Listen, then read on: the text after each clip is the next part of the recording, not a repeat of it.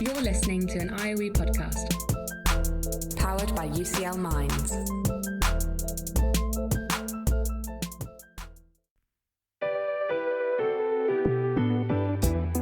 This is Research for the Real World. Conversations with researchers about the paths they've taken to shape our everyday lives.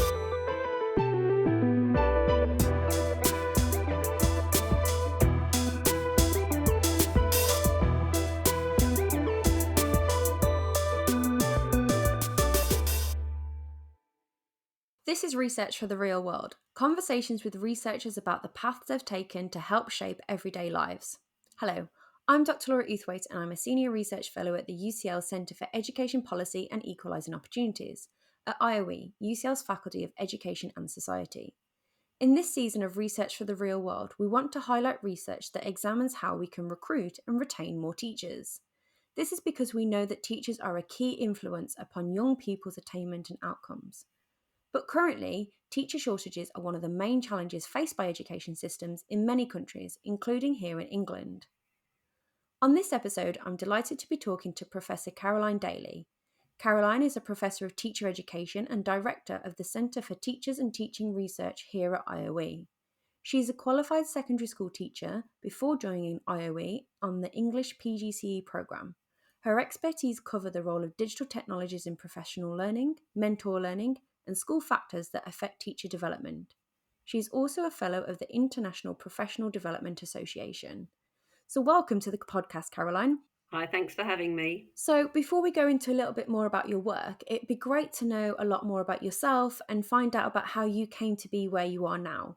So perhaps briefly, to recap, what is your own educational background and how did you become involved in working in education research? Well, I was a teacher in secondary schools for 10 years, working in a core subject, English, which was always quite a pressurised environment in terms of the importance of results for young people in English going into the workforce post-16. And I was always really interested in how teachers learn to teach really well and optimise their potential and do the best they can do for the young people in their care. It was always something that I wanted to study after my initial qualification. I always wanted to go back to university and study at master's level, not just theory of teacher learning, but looking at what it means in practice, the differences that teachers can make in a classroom, and giving respect to that practical knowledge and skill base that teachers have combined with theory. And I was fortunate enough to be able to come back and study for a master's degree, actually here at the Institute of Education. And then from there, I started to work at the Institute as a lecturer, as someone who contributed to teacher education, secondary training, PGCE programme. And from there, I sort of grew my interests beyond initial qualification into supporting the ongoing development of teachers in early career. I was fortunate enough to be one of the people who started developing a programme called the Master of Teaching. And that was many years ago, one of the very first programmes in the United Kingdom to look at the importance of practice-based masters accreditation for new teachers and the need to go on supporting them in their first posts. And from there, I developed an interest in how technologies can enable teachers to learn because they are so very busy and they find it difficult to come into universities following a hard day of work in their schools. And from there, looking more deeply at the range of factors and components that can influence opportunities for teachers to learn in schools. So I've really gone through a whole kind of range of experiences as a teacher, initial teacher education, early career learning, and then more broadly teacher development, until I now direct the Centre for Teachers and Teaching Research at the Institute, which is a great privilege.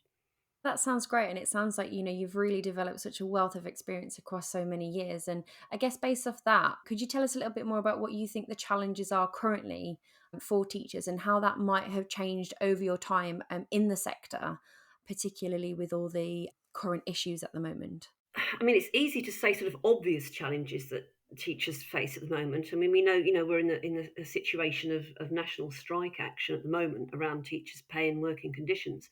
But I think before sort of looking at the detail of something like that, it's important to say that I think a fundamental crisis for teaching is the professional status of teachers and the need to assert that professionalism of teachers, the depth of their knowledge and the complexity of their skills that I think are not sufficiently recognised in terms of how they are positioned currently.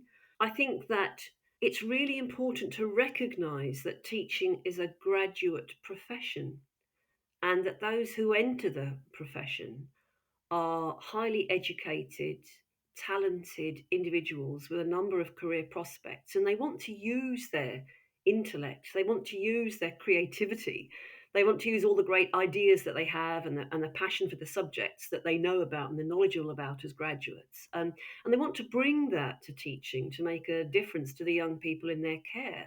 And I think a real struggle, whilst there is such a crisis to recruit more teachers, is to recognize that excellence and that postgraduate knowledge and the high expectations that teachers bring about finding a really fulfilling career. In times of crisis, I think there is a real problem with trying to ensure that teaching vacancies can be filled by actually making it, let's say, less skillful in certain ways to teach, by making aspects of teaching more generic so that more teaching can be carried out by supply teachers, cover teachers.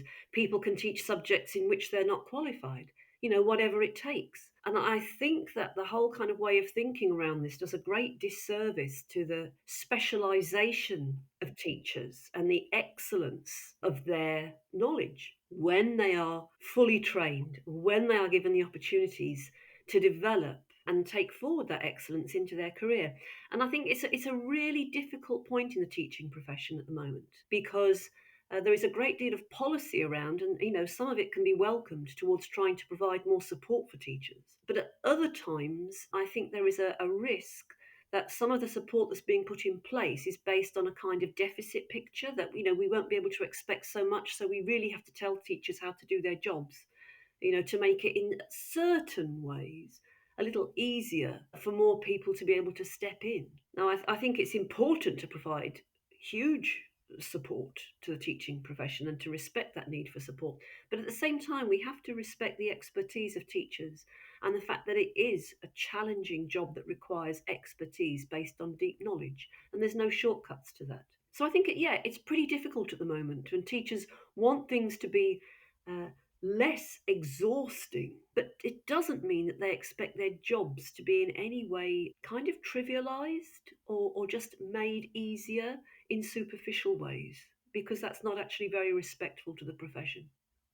No, that's really interesting. And, it provides a lot of avenues for how we can go about addressing the issues around teacher shortages.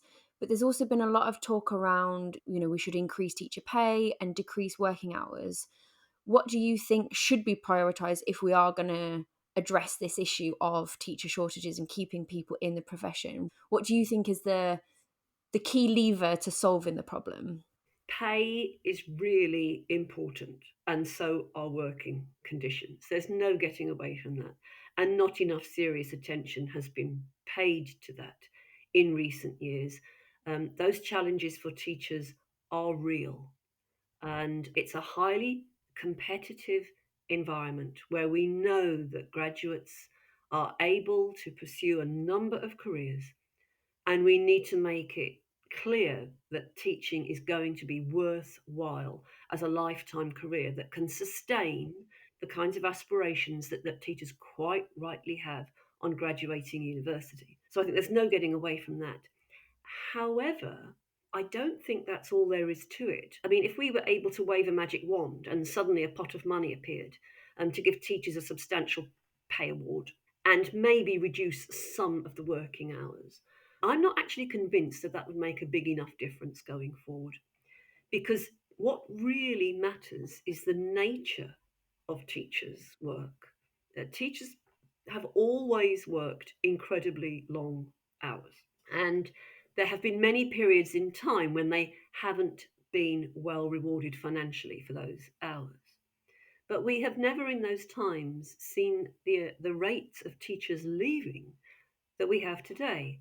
or the crisis in attracting them to train to teach in the first place.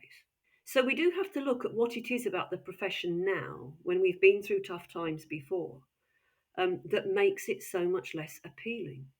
And I think that really means looking closely at the nature of teachers' work. And teachers enter teaching because they want to make a difference. Now, that might sound quite sort of a bit of a cliche, but they do want to make a difference. They want to be able to know that the work they spend hours on each day actually helps children and young people to learn, to really enjoy their learning, to find school worthwhile, to find subjects worthwhile for secondary teachers, to make school such a rewarding and fulfilling place to be for the teachers and the young people they work with. That's what makes people want to become teachers. They don't become teachers because they want to sit and process hours of email at the end of a working day. They don't become teachers because they want to be data inputters, or, the makers, of all kinds of advertising and promotion materials for schools to compete with all the other schools. People become teachers still out of kind of ethical and vocational drivers, things where they really want to make a difference, commitments to social justice, very frequently because teachers are interested in those who face the most disadvantage in society. And so I think that the nature of work and the balance of what teachers actually have to do in a working day needs to be looked at really carefully. When you think that a teacher at the end of their working day says goodbye to their learners, being 3 o'clock, 4 o'clock, whatever, and then sits down to the pile of assessment, some of which is really valuable and important, but some of which is connected to other kinds of record keeping and data tracking of learners, that I'm not convinced makes the difference that teachers really want to make. And at the end of a working day, does a teacher want to spend another 2, 3, 4 hours sitting in front of a computer screen doing various kinds of functional, administrative, data processing work? That is what, they could have done that if they wanted to apply for an office job. Only they haven't. They've been teaching all day. So, there's a lot to think about there. It's not just giving them more money. Yes, there's lots of food for thought there. What do you think flexible working, do you think that could be something that could make a difference to teacher retention, in addition to issues around pay and professionalism and respect? So, you're saying that they have to do all these additional tasks at the end of the school day when the children leave. What do you think flexible working could bring to this kind of equation to solving the problem? That's a really difficult one, because we both know, there are so many opportunities in so many professions for flexible working. And that's something that's become increasingly appealing, of course, since COVID, and we've learned how well it can work in a variety of jobs. There is something different about teaching, because a teacher's impact in a school is very much related to their presence in that school. We know the importance of a teacher where there are, let's say, some kinds of challenges that some learners are having on a Wednesday morning, and we know how incredibly helpful it can be for that teacher to still be there at the end of the school day, to pick up on various issues, to meet with learners, to meet with parents, or to meet later in the week with students, to follow up, to be around. There is something about a teacher's presence in a school, and the fact that they are there in a consistent way for learners, which is very important for so many of the young people in our schools. That really matters. And I would say, if we want to take flexible working as something that is feasible within a school environment, there are big implications. For example, one of my colleagues, Becky Taylor, in the Centre for Teachers and Teaching Research, is really interested in following up work around timetabling that would be necessary to introduce more flexible environments for teachers in schools. But in the long term, I think flexible working is probably not the most immediate way that we can improve conditions for teachers in schools. We need to make it more possible for teachers to leave school at the end of the working day. We need to make it more possible for teachers to be able to leave school when they have non-teaching contact time that is put aside for preparation and marking and assessment and so forth. Those kinds of flexibilities. Um, I think teaching itself needs to happen in classrooms with learners in real spaces. I think we saw during COVID, one of the very few good things that came out of COVID was that recognition of the importance of teachers being with pupils and young people together in classrooms in schools, and that remote ways of working, teaching online. Yeah, that's great for all kinds of contexts, but there is so much more to the work that teachers do with their learners that requires them being together in the same space, in a classroom or a lab or the gym or wherever it is, in a school, learning together. And I don't think we can get away from that. I don't think we want to get away from that.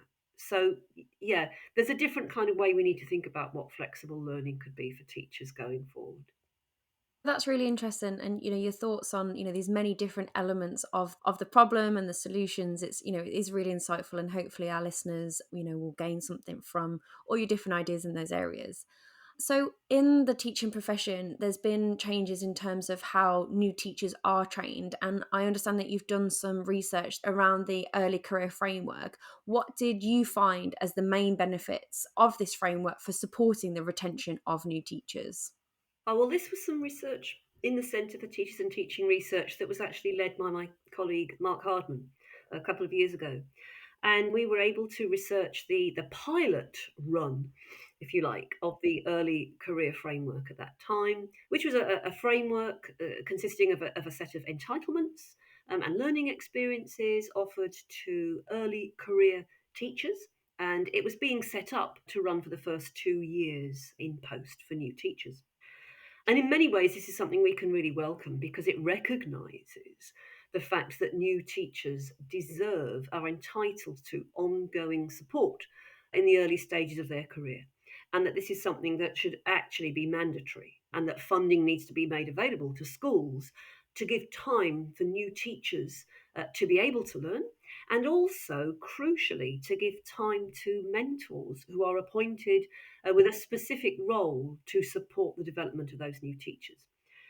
And I would say that the most important finding that we came to when we were studying the pilots of this new framework was the importance of mentors. That at last there's a acknowledgement in policy of the importance of mentors.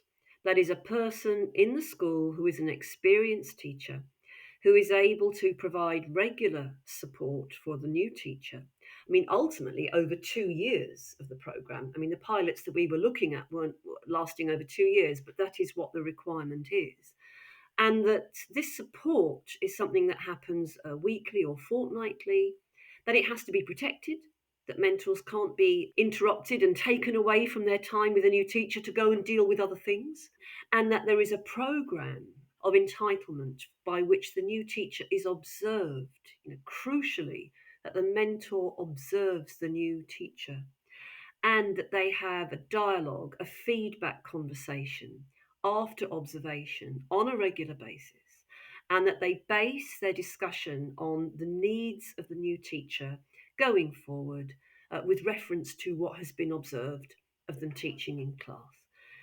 That is a significant step forward in acknowledging both the need for support and the form it could take, and in also putting resource into that and protecting mentors' time to do that. And almost all the early career teachers that we interviewed spoke about how much they valued that time with their mentor. It was a significant change. And the mentors themselves said that in comparison with when they were new teachers, they felt that it was an excellent thing to be able to introduce this entitlement because very few mentors had received that kind of structured and regular support themselves. So I think there's a general agreement that this is a really, really good thing. Other things were not so generally agreed on in terms of what kind of curriculum, let's say, what kinds of themes should be the focus of those conversations, what should drive those conversations, That's another issue. But in terms of the benefit, protecting time, giving attention, and acknowledging the needs and what's valuable with having a mentor. It's great to hear that it was well received. Do you think that as it progresses over the next few years in its development, do you think it can make a really valuable contribution to keeping teachers in the profession? That I'm not so sure of. I think in and of itself, it's got some way to go. I mean, clearly, what we were talking about earlier in terms of conditions, pay, and respect for the profession, all of those kinds of things, I think, are just going to be there in the foreseeable future as things that really have to be looked at to make a difference. The early career framework, in and of itself, we'll have to see. I would say that at the moment, one of the things that our research found was that there was not enough attention to teachers as individuals in the framework. It was very much based on an idea that all new teachers need to learn the same thing at the same rate in the early stages of their career. Now, as someone who's worked in teacher education for a long time, well, I think any of us who have will know that that is just not the case. Any head teacher will know that. Any experienced teacher, anybody who offers a job and takes a new teacher into their school will know they absolutely do not all start at the same place. They have unique journeys, they have unique strengths. Of course, they have things in common because all new teachers have to have met the teacher standards. But there's a huge diversity of strengths and areas for continuing development. And it's just not realistic to have a premise that they will all need the same thing at the same time in the same amount. I think that was something that came through in nearly every school that we researched in the study of the pilot. The messages came through loud and clear that the senior teachers in schools, very often the leaders of professional learning in schools, often deputy head teachers, members of the senior leadership team, they had very clear ideas about how their particular school could best support a new teacher and also about the challenges of their particular schools. And they wanted these unique environments to be taken into account far more in terms of how an early career framework should be designed. So, for example, there might be a school that works with a large number of learners who have English as an additional language, for example.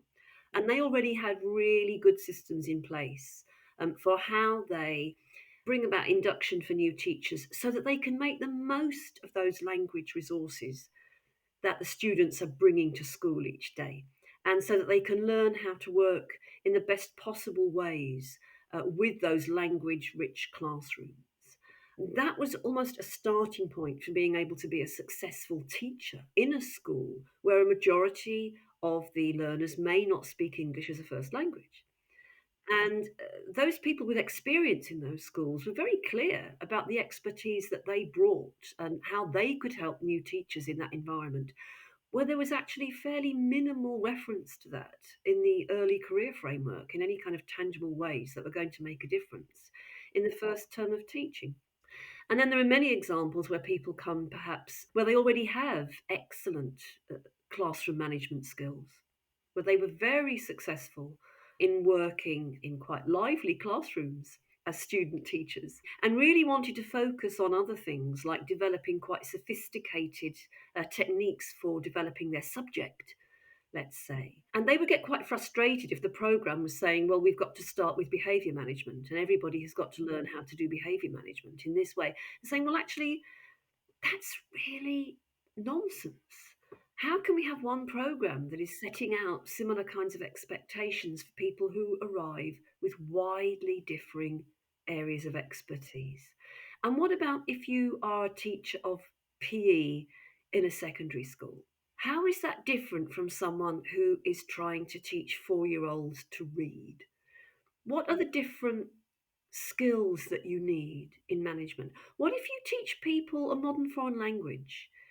Your management approaches are going to be rather different from someone who maybe teaches drama or who teaches science with all the health and safety that comes into consideration in a laboratory teaching context, And it was just a need to acknowledge that specialist expertise that teachers have according to the age of their learners and the subjects that they're working with. And that is not really something that the early career framework caters for. So, whilst there are many strengths in introducing a framework so that things become an entitlement, which is great, something that's over restrictive, is in danger of actually not making the best use of the time that has to be given to it by the new teachers. That's really interesting. So, we have talked a lot about the challenges, with retention and recruitment and creating a positive environment for teachers. But can we focus a bit more positive? What do you think what are the good things that teachers are experiencing right now? And, what is driving some of these more positive aspects in the profession? Well, I think some of the good things is around the early career framework in that it is recognising the expertise of experienced teachers, making them mentors, looking at schools and saying, there is so much expertise in schools. Let's harness that expertise. Let's make it something that is celebrated. Let's give status and acknowledgement to people as mentors. I think that in the past, sadly, sometimes mentoring was seen as something that might be required when there is a problem for a teacher, when they needed extra help because they weren't perhaps fulfilling all the things that they might hope to. And I think that now there is a real shift to understanding that mentoring is a really a complex, expert practice. I think this acknowledgement that mentors deserve to be trained and that they deserve to hold a special role in a school that is acknowledged. Not anybody can just step in and be a mentor, that it is based on experience, it's based on an excellent capacity to support new teachers. It's not enough to just be an experienced teacher, that won't make you a mentor. There is a knowledge base, there's an expertise that goes with it, and specialist skills. And I think that's a really wonderful tribute to the work that goes on in schools and to the capacities of schools to grow their own knowledge, based on that expertise and experience within their own staff rooms. And I think that's wonderful because it's something that all teachers could aspire to. When new teachers are mentored in those ways by experts, I think it lets them see, one day they might be a mentor. They might not want to be a head teacher. They might not want to be a head of department in a secondary school, perhaps. But they might see that there is so much value in that professional relationship between an experienced teacher and a new teacher. I think it is a very sort of realistic aspiration for new teachers to have based on how they see that being modelled by those experts that they're working with. And I think that's a really uplifting thing for the teaching profession. That's great. So, you've talked a lot about the research that you have done in this area, but we'd love to know a little bit more about what's next for you and your Centre for Teachers and Teaching Research. So that's a really good question. So at the moment, some of the colleagues on my team have just completed a review of quality teachers, which should be coming out very soon.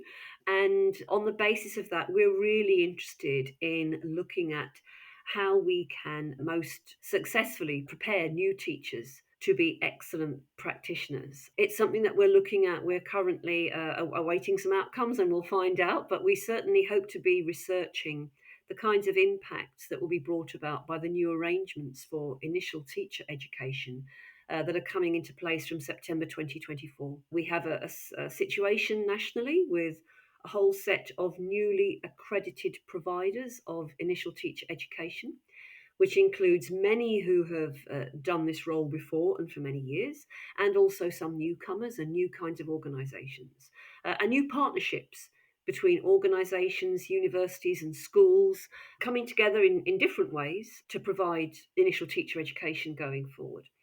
So it's quite a volatile environment. It's certainly a situation of change, and it's going to be really interesting and crucial to see how the new arrangements and the new partnerships work out, because we know that we have a crisis in attracting new entrants to the profession. So what it looks like, how it is presented to new entrants, and how it can show the difference that it's making to be working with this new system, it's going to be so important in contributing to the general increase in attracting and keeping new teachers.